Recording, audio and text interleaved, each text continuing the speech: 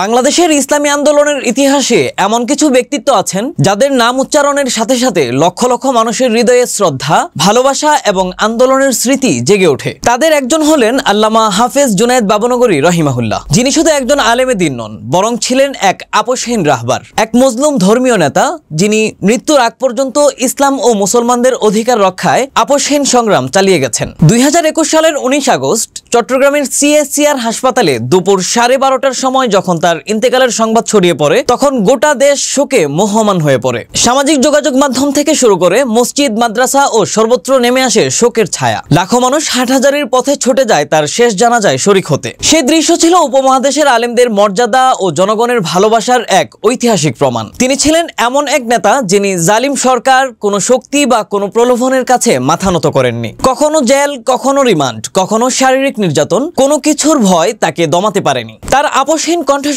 সবসময় বাতিলের বিরুদ্ধে ধ্বনিত হয়েছে। এজন্য তাকে দেওয়া হয়েছে কায়েদে মিল্লাত ও আপোষহীন সিপাহসালার উপাধি। আল্লামা জুনায়েদ বাবনগরী রহিমাহুল্লাহ ছিলেন একাধারে একজন বড় মুহাদ্দিস, গবেষক, লেখক, সংগঠক, মিডিয়া অভিভাবক এবং রাজপথের অকুতোভয় সিপাহসালার। তিনি যেমন হাদিসের মসনদে ছিলেন জাদরেল মুহাদ্দিস, তেমনি শাপলা চত্বরের রাষ্ট্রীয় সন্ত্রাসের রাতে আহত অবস্থায়ও শেষ মুহূর্ত পর্যন্ত ছিলেন দৃঢ়চিত্ত নেতা। ইসলামী আন্দোলনের প্রতিটি সংগ্রামে তিনি ছিলেন অগ্রভাগে। রাষ্ট্রধর্ম ইসলাম রক্ষা থেকে শুরু করে ভাস্কর্য বিরোধী আন্দোলন ও শিক্ষানীতির বিরুদ্ধে আন্দোলন পর্যন্ত তার এই জীবনগাথা শুধু একটি ব্যক্তির গল্প নয়, বরং বাংলাদেশের ইসলামী আন্দোলন ও দ্বীনি শিক্ষা অঙ্গনের এক পূর্ণাঙ্গ ইতিহাস। তিনি ছিলেন এমন এক দৃষ্টান্ত যিনি জ্ঞান, ত্যাগ, সাহস ও সত্যনিষ্ঠার সমন্বয়ে এক বিরল আলেমের রূপে পরিচিতি পেয়েছেন। মৃত্যুর পরও তিনি কোটি মানুষের হৃদয়ে বেঁচে আছেন। আল্লামা জুনায়েদ বাবনগরী 1953 সালের 8 অক্টোবর চট্টগ্রামের ফটিকছড়ি থানার বাবনগর গ্রামে জন্মগ্রহণ করেন। তার পিতা মাওলানা আবুল হাসান রহিমাহুল্লাহ ছিলেন হাটহাজারী মাদ্রাসার সিনিয়র উস্তাদ ও মুহাদ্দিস এবং প্রখ্যাত গ্রন্থ তানজিমুল আশতাত এর রচয়িতা। এই গ্রন্থ মিশকাত শরীফের ব্যাখ্যা হিসেবে বিশ্বজুড়ে সমাদৃত। মাতা ফাতেমা খাতুন ছিলেন বাবনগর মাদ্রাসার প্রতিষ্ঠাতা আল্লামা হারুন বাবনগরীর কন্যা এবং হাটহাজারী মাদ্রাসার অন্যতম প্রতিষ্ঠাতা সুফি আজিজুর রহমান রহিমাহুল্লাহর নাতনি। বর্তমান হেফাজতের আমির আল্লামা মুহিবুল্লাহ বাবনগরী তার আপন মামা। শিক্ষার সূচনা শুরু হয় মায়ের কাছে। 5 বছর বয়সে ভর্তি হন আল জামিয়াতুল ইসলামিয়া আজিজুল ইসলাম বাবনগর মাদ্রাসায়। সেখানে তিনি প্রাথমিক শিক্ষা ও কুরআন হিফজ সম্পন্ন করেন। হিফজ শেষে আল্লামা আজহারুল ইসলাম ধর্মপুরী রহিমাহুল্লাহর কাছে সবিনা পাঠে পুরো কুরআন মুখস্থ শোনান। পরে ভর্তি হন দারুল উলুম মঈনুল ইসলাম হাটহাজারীতে।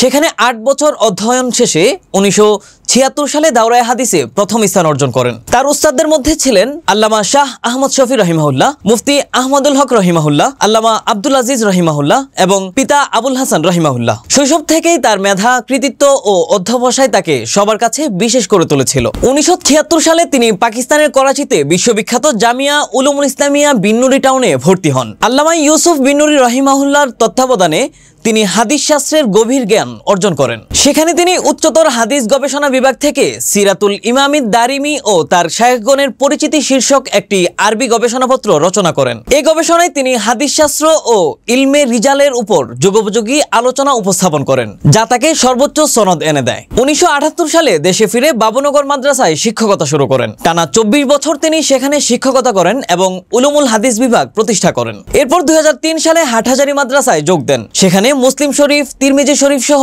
বড় বড় হাদিস গ্রন্থ পড়াতেন। ধীরে ধীরে তিনি শাইখুল হাদিস ও শিক্ষা পরিচালকের দায়িত্ব পান। আল্লামা বাবনগরী প্রায় 2 ডজন গ্রন্থ রচনা করেন। তার বইগুলোর মধ্যে উল্লেখযোগ্য সিরাতুল ইমামিদ দারিমি, তালিমুল ইসলাম, ইসলামিক সায়েন্স, রচনা গ্রন্থ প্রভৃতি। তিনি বাংলা, আরবি ও উর্দু ভাষায় লেখালেখি করেছেন। তার অনেক গবেষণামূলক প্রবন্ধ আরবি ও উর্দু জার্নালে প্রকাশিত হয়েছে। 2010 সালে হেফাজত প্রতিষ্ঠিত হলে তিনি যুগ্ম মহাসচিব হন। 2011 সালে মহাসচিব নির্বাচিত হন এবং টানা 9 বছর দায়িত্ব পালন করেন। এ সময় রাষ্ট্রধর্ম ইসলাম রক্ষায় আন্দোলন, শিক্ষানীতি বিরোধী আন্দোলন, থেমিস মূর্তি বিরোধী আন্দোলন সহ প্রায় সব ইসলামপন্থী আন্দোলনের সম্মুখ সারিতে নেতৃত্ব দেন। 2013 সালের 5 মে ঢাকার শাপলা চত্বরে অবস্থান কর্মসূচিতে তিনি শেষ মুহূর্ত পর্যন্ত উপস্থিত ছিলেন। যৌথ বাহিনীর হামলায় আহত হয়ে 7 মে গ্রেফতার হন। রিমান্ডে তাকে অমানবিক নির্যাতন করা হয়। তিনি পরবর্তীতে বলেন তাকে স্থায়ীভাবে পঙ্গু করে দেওয়ার পরিকল্পনা ছিল।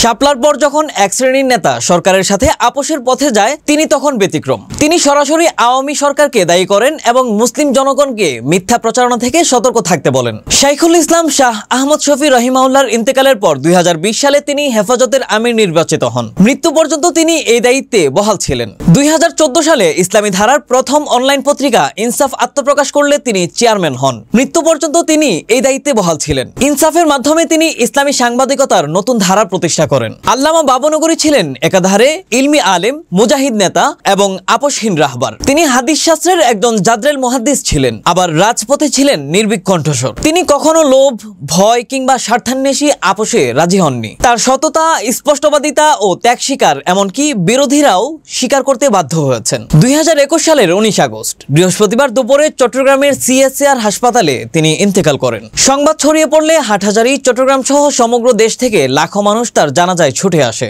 জানাজা জনসমুদ্রে রূপ নেয়। তাকে হাটহাজারী মাদ্রাসার কবরস্থানে দাফন করা হয়। আল্লামা হাফেজ জুনায়েদ বাবনগরী রহিমাউল্লাহ ছিলেন উপমহাদেশের অন্যতম বরেণ্য আলেমে দ্বীন, যিনি ইলম, আমল, সততা ও আপসহীনতায় ইতিহাসে অনন্য দৃষ্টান্ত স্থাপন করেছেন। তিনি যেমন হাদিসের মসনদে কৃতিত্বের পরিচয় দিয়েছেন, তেমনি রাজপথে থেকেও বাতিল শক্তির বিরুদ্ধে আপসহীন সংগ্রাম চালিয়েছেন। তার জীবনে প্রতিটি অধ্যায় মুসলিম সমাজের জন্য দিক নির্দেশনা। আজ তার ইন্তেকালের 4 বছর পার হলেও জাতি এখনও তার শূন্যতা অনুভব করে। তিনি রেখে গেছেন হাজার হাজার ছাত্র, অসংখ্য গ্রন্থ, আন্দোলনের উত্তরাধিকার এবং এক আপসহীন ইসলামী দৃষ্টিভঙ্গি। তার জীবন থেকে শিক্ষা নেওয়া আজও জরুরি। ইলমে দৃঢ় থাকা, সত্যে অবিচল থাকা এবং ইসলামী সমাজ ব্যবস্থা প্রতিষ্ঠায় আপসহীনভাবে এগিয়ে যাওয়া।